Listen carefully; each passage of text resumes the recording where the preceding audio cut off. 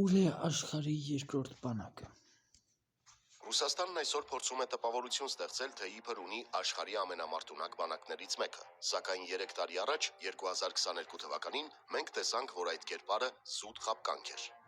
2022 թվականի փետրվարի 24-ին Ռուսաստանը լայնամասշտաբ հարձակում գործեց Ուկրաինայի դեմ։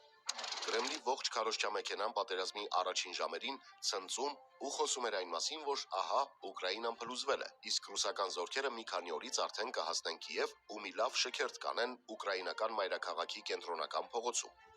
Որպես այս ամենի ապացույց բերվում էր այն մտածածին փաստը, որ ռուսական բանակը աշխարհի երկրորդ բանակն է, ինչպես կարող է աշխարհի երկրորդ բանակը առհասարակ պարտվել կամ Ինչու չի կարող առհասարակ պարտվել կամ նույնիսկ այդպիսի հակառակորդին կամ թշնամուն պարտվել։ Իդեպ,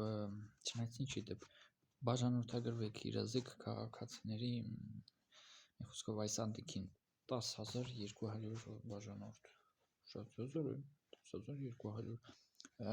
իրազեկ քաղաքացիների միավորում Union of Unarmed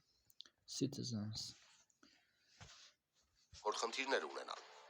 Պատերազմի հենց սկզբից, սակայն, պարզվեց, որ ռուսական բանակը մեղմ ասած այնքան էլ աշխարհի երկրորդ բանակը չէ։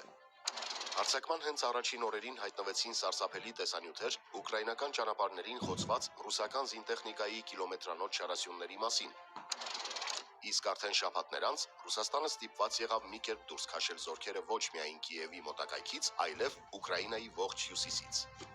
Պատերազմի առաջին տարում ուկրաինացիները դուրս մղեցին ռուսներին նաև Խարկովի շրջանի մեծ մասից եւ ազատագրեցին Խերսոն քաղաքը։ Երկրորդ տարում, սակայն, ռուս-ուկրաինական շփման գիծը քիչ թե շատ կայունացավ եւ Ռուսաստանը ներքաշեց ինքն իրեն եւ Ուկրաինային երկրորդ համաշխարհային պատերազմից ի վեր ամենածանր դիրքային մարտերի մեջ, որտեղ ամենօրյա ռեժիմով հարյուրավոր մարդիկ են զոհվում։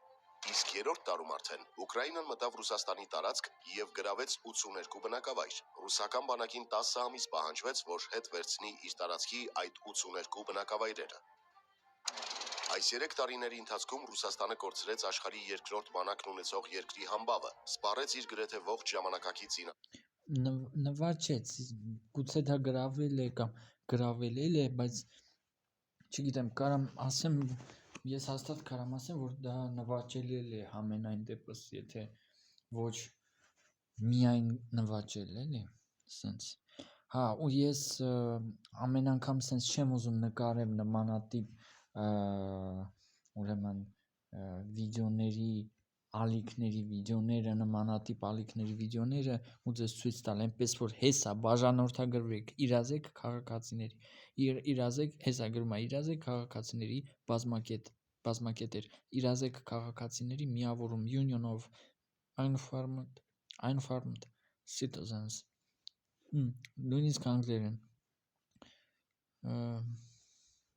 բաժանորդագրվեք։ Ստիպված լինելով օգտագործել ռազմաճակատի այդ 82 բնակավայրերը։ Այս 3 տարիների ընթացքում Ռուսաստանը կորցրեց աշխարհի երկրորդ բանակն ունեցող երկրի համբավը, սպառեց իր գրեթե ողջ ժամանակակից զինանոցը, ստիպված լինելով օգտագործել ռազմաճակատում մոտոցիկլետներ, հեծանիվներ, ժիգուլիներ եւ նույնիսկ ավանակներ, կորցրեց հարյուրավոր ինքնաթիռներ եւ ուղղաթիռներ, ինչպես նաեւ կորցրեց իր Սևծովյան նավատորմի մեծ մասը։